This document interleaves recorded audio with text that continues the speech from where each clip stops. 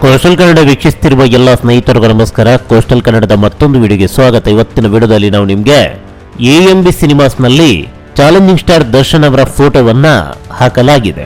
ಆರಂಭದಲ್ಲಿ ದರ್ಶನ್ ಅವರ ಫೋಟೋ ಇರಲಿಲ್ಲ. ಇದಕ್ಕೆ ಒಂದಿಷ್ಟು ಅಪಸ್ವರಗಳು ಬಂದಿತ್ತು.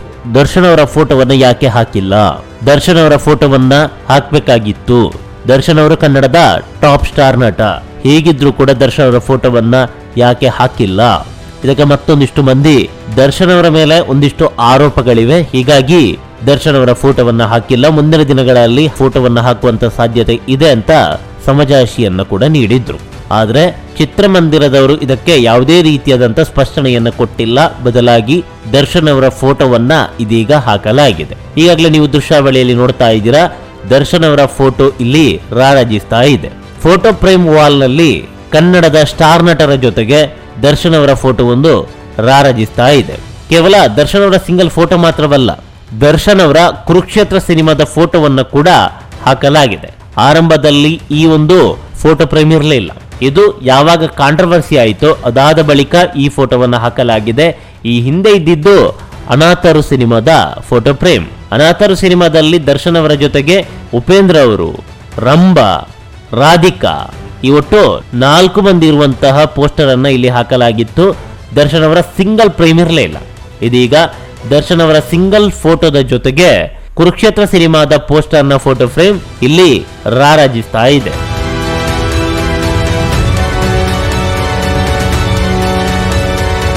ಇನ್ನು AMB ಸಿನಿಮಾಸ್ ದಕ್ಷಿಣ ಭಾರತದ ಮೊಟ್ಟ ಮೊದಲ ಡಾಲ್ಬಿ ಸಿನಿಮಾ ಚಿತ್ರಮಂದಿರ, ಹಾಗೆ ಕರ್ನಾಟಕದ ಮೊಟ್ಟ ಮೊದಲ AMB ಸಿನಿಮಾಸ್ ತುಂಬಾನೇ ಐಷಾರಾಮಿ ಚಿತ್ರಮಂದಿರ. ಈಗಾಗಲೇ ಈ ಚಿತ್ರಮಂದಿರದ ಬಗ್ಗೆ ಒಂದು ಎಪಿಸೋಡ್ ಅನ್ನು ಮಾಡಲಾಗಿದೆ. ಈ ಚಿತ್ರಮಂದಿರದ ಬಗ್ಗೆ ಹೇಳೋದಕ್ಕೆ ಅನೇಕ ವಿಚಾರಗಳಿವೆ. 9 ಪರದೆ ಉಳ್ಳಂತಹ ಚಿತ್ರಮಂದಿರ, ಒಂದು ಕಾಲದಲ್ಲಿ ಏಷ್ಯಾದ ಅತಿ ದೊಡ್ಡ ಚಿತ್ರಮಂದಿರವಾಗಿದ್ದ ಕಪಾಲಿ ಚಿತ್ರಮಂದಿರವನ್ನ ಕೆಡವಿ ಈ ಜಾಗದಲ್ಲಿ ಪ್ರಸ್ತುತ ಮಾಲ್ ಒಂದು ತಲೆ ಎತ್ತಿದೆ. ಈ ಮಾಲ್ನಲ್ಲಿ ಇರುವಂತದ್ದೇ AMB ಸಿನಿಮಾಸ್. ಕನ್ನಡಕ್ಕೆ ಅತಿ ಹೆಚ್ಚು ಪ್ರಾಮುಖ್ಯತೆಯನ್ನ ಕೊಡ್ತಾ ಇದೆ. ಹಾಗಂದ ಮಾತ್ರಕ್ಕೆ ಕೇವಲ ಕನ್ನಡ ಸಿನಿಮಾಗಳಷ್ಟೇನಾ, ಪರಭಾಷಾ ಸಿನಿಮಾಗಳು ಇಲ್ಲಿ ಪ್ರದರ್ಶನ ಆಗಲ್ವಾ ಅಂತ ಕೇಳಿದ್ರೆ, ಕನ್ನಡದ ಜೊತೆಗೆ ತೆಲುಗು ಸಿನಿಮಾಗಳಿಗೂ ಕೂಡ ಹೆಚ್ಚಿನ ಪ್ರಾಮುಖ್ಯತೆಯನ್ನ ಇಲ್ಲಿ ನೀಡಲಾಗ್ತಾ ಇದೆ. ಕಾರಣ ನಿಮ್ಗೆಲ್ಲ ಗೊತ್ತೇ ಇದೆ, ಇದು ಮಹೇಶ್ ಬಾಬು ಒಡೆತನದ ಚಿತ್ರಮಂದಿರ. ಹೀಗಾಗಿ ಅವರ ಭಾಷಾ ಸಿನಿಮಾಗಳಿಗೆ ಅವರು ಹೆಚ್ಚಿನ ಪ್ರಾಮುಖ್ಯತೆ ಕೊಡೋದ್ರಲ್ಲಿ ತಪ್ಪೇನಿಲ್ಲ.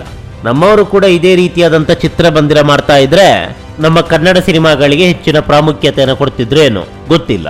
ನಮ್ಮವರು ಚಿತ್ರಮಂದಿರವನ್ನು ಮಾಡಿಲ್ಲ, ಚಿತ್ರರಂಗಕ್ಕೆ ಈ ರೀತಿಯಾದಂತಹ ಕೊಡುಗೆಯನ್ನು ಕೂಡ ನೀಡಿಲ್ಲ.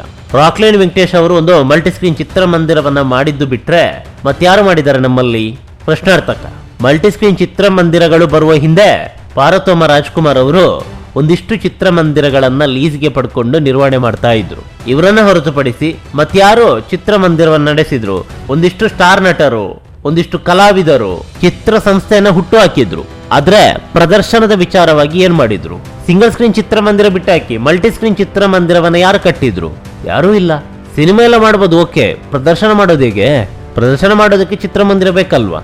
ಅದೇ ಇಲ್ಲ ಅಂತ ಹೇಳಿದ್ರೆ ಇರ್ಲಿ. ವಿಚಾರದ ಬಗ್ಗೆ ಮಾತಾಡೋದಕ್ಕೆ ಸಿಕ್ಕಾಪಟ್ಟೆ ಇದೆ, ಅದನ್ನು ಮುಂದಿನ ಎಪಿಸೋಡ್ ನಲ್ಲಿ ಹೇಳ್ತೀನಿ. ಪ್ರಸ್ತುತ ದರ್ಶನ್ ಅವರ ಫೋಟೋ AMB ಸಿನಿಮಾಸ್ ನಲ್ಲಿ ರಾರಾಜಿಸ್ತಾ ಇದೆ. ನಮಸ್ಕಾರ.